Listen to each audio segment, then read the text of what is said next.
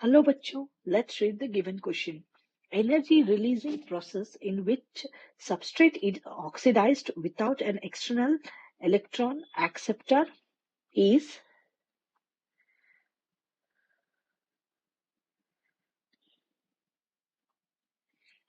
A. Aerobic respiration, B. fermentation, C. photorespiration, D. glycolysis. So हमें ये पूछा गया है कि एनर्जी रिलीजिंग प्रोसेस जिसमें एनर्जी रिलीज होती है जहां substrate is oxidized without an external electron acceptor is. So हमारा यहाँ की कॉन्सेप्ट है रेस्पिरेशन, क्योंकि यहाँ क्वेश्चन में मेंशन किया है that is it is a energy releasing process, यानी if it is energy releasing process है सो डेफिनेटली ये एक पार्ट ऑफ द रेस्पिरेशन है। और रेस्पिरेशन में दो तरह की होती है, वन इज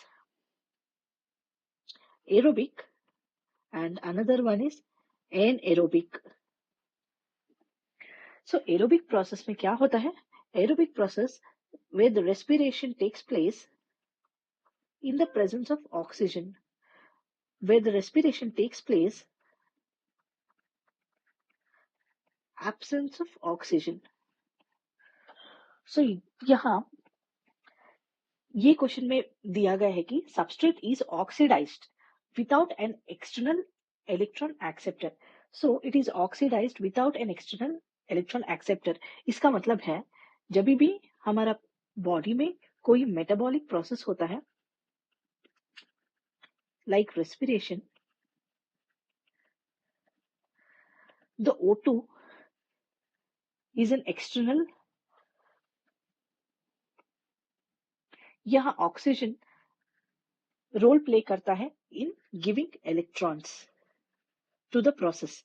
सो इससे क्या होता है, इलेक्ट्रॉन एक्सेप्टर होते हैं। जब भी there is no oxygen then there are no electrons और there is no electron acceptors. So ये हुआ एनारोबिक रेस्पिरेशन। एनारोबिक रेस्पिरेशन किसमें होता है? That is fermentation. Fermentation is a process where the alcohol is produced from the substrate, यानी glucose यानी sugar या glucose etcetera,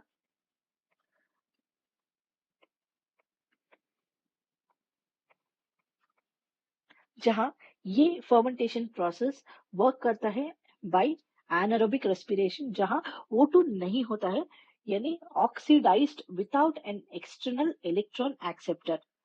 So the right option here is B, fermentation. यहाँ aerobic respiration में, photo respiration में and glycolysis में सभी में oxygen and electron acceptors होते हैं जो हेल्प करते हैं रेस्पिरेशन परफॉर्म करने के लिए। बट फर्मेंटेशन में ऑक्सीजन इन्वॉल्व नहीं होता, इसलिए it is without an external acceptor. Hope you understood well. Best of luck.